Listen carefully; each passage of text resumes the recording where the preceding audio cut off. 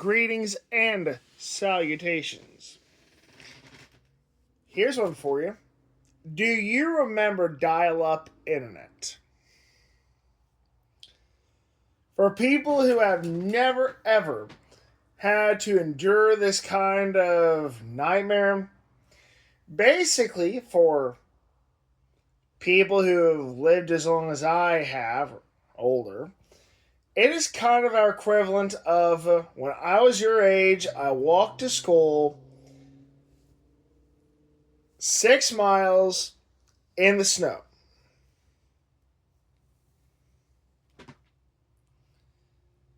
And this is kind of the way it worked. It was the age of analog.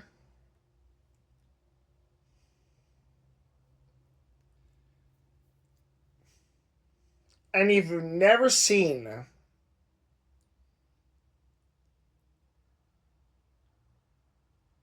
one of these cables you use for an ordinary analog phone, well, it is required for a 56K modem. Hoo boy, those were the days. And it would make this awful sound. I don't even want to repeat it because it's so, for me, nightmare inducing. And it's kind of hyperbolic, I guess. But I can't really put it in any other way. I can't go back. Not to those days. I mean, granted, there were some great times, like AOL, for example, when it was actually fun. But in general, I would rather chew my arm off than deal with 56K modems again. Now, I've heard all sorts of bullshit about why America got stuck with 56K modems. Allegedly, other parts of the world had superior dial up. Yeah, right.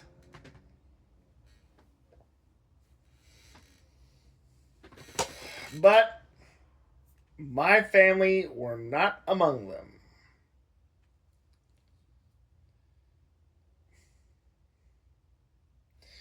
And so basically, when you were connecting to the internet, you were making a call. Right? And the thing is, when someone in some other part of the house decided to make a call, it would fuck up your internet connectivity. Something fierce.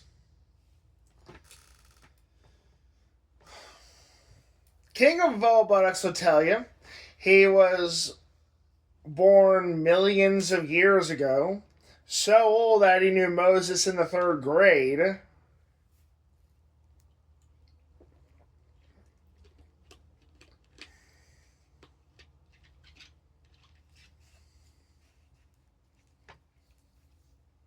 Drinking Diet Mountain Dew.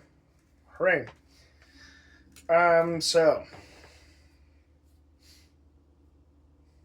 to live in an age where I feel like the internet has become far more affordable than what it was way back when is kind of a dream come true. One of those bucket list items for me, at least. I have a great phone with terrific internet. Same for my house.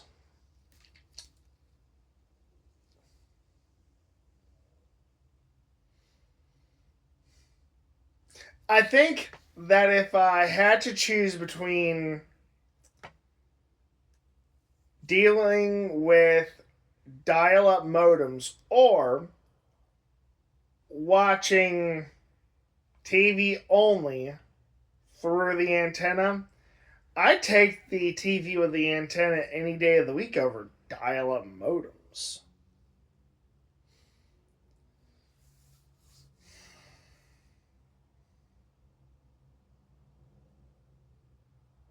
Back then, they had some interesting ideas for free internet access. Net Zero, for example. Let's see here. It had ads, and you got only so much of it a month. But hey, it was free, you know? And back then, I think AOL cost somewhere around $20 a month, maybe. And I loved AOL for what it was, you know. It had games and everything. It's one of the places where I discovered my love of Slingo.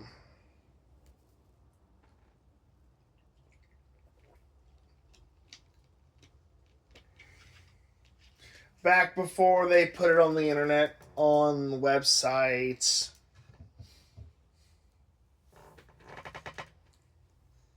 Back before there was ICQ and Netscape.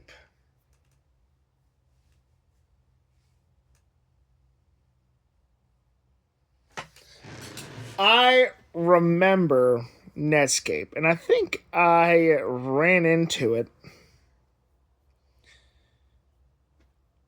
when I was learning about web design.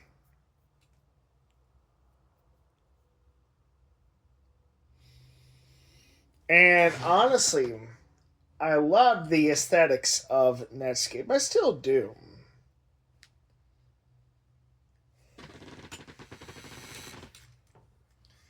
And that was the days of Internet Explorer or Internet Exploder. Back when there was Shockwave and Flash. Yeah, this is basically a long, long time ago in a galaxy far, far away. Speaking of, I might do a Star Wars special this 4th. We'll see how it goes.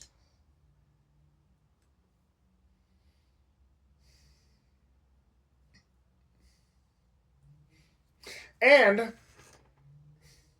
there were various kinds of gaming online services.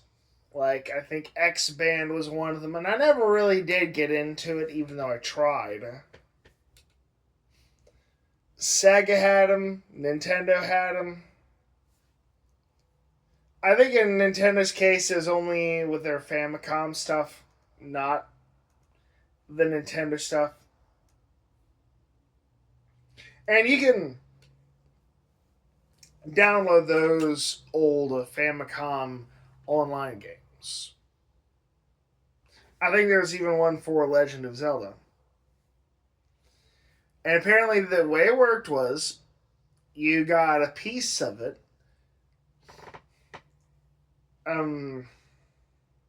Every so often. I've never had the service, obviously. But I think the Angry Video Game Nerd, his website talks about it.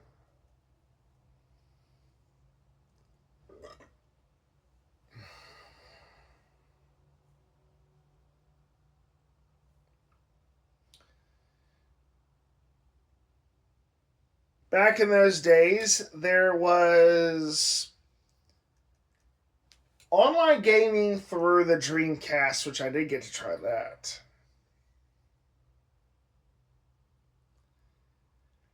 And for me,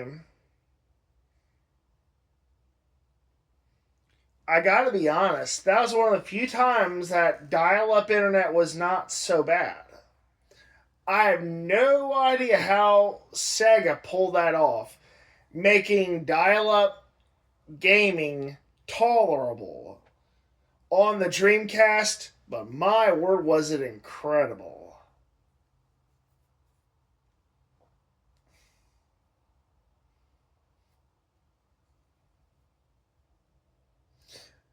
They had something the equivalent of broadband back then, though. Don't let anyone tell you otherwise.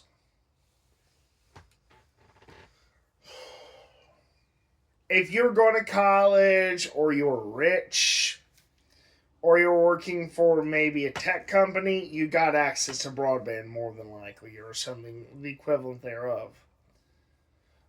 Or school, you know. Otherwise, no.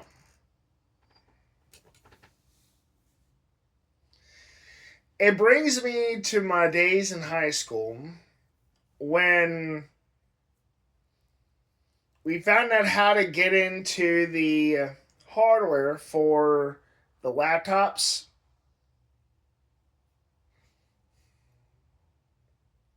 And it was interesting. Now, here's something fascinating, folks. The password to get in was Kermit. No joke. That is what the password was. But there's some kind of workaround, and eventually they took care of that.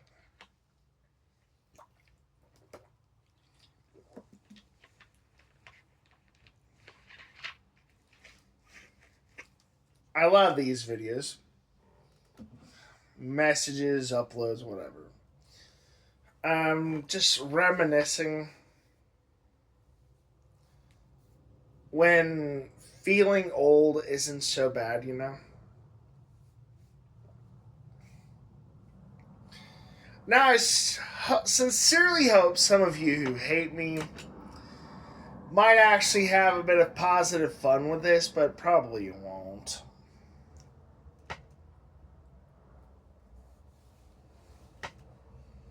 But hey, knowing how much of an idiot Albert Menendez is, you know he never figured it out.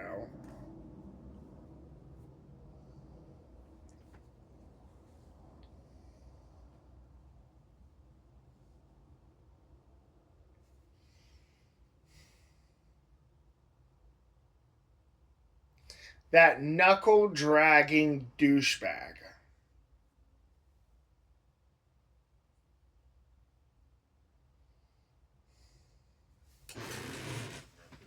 See where I'm at here. Well, I think that's going to cut it, folks.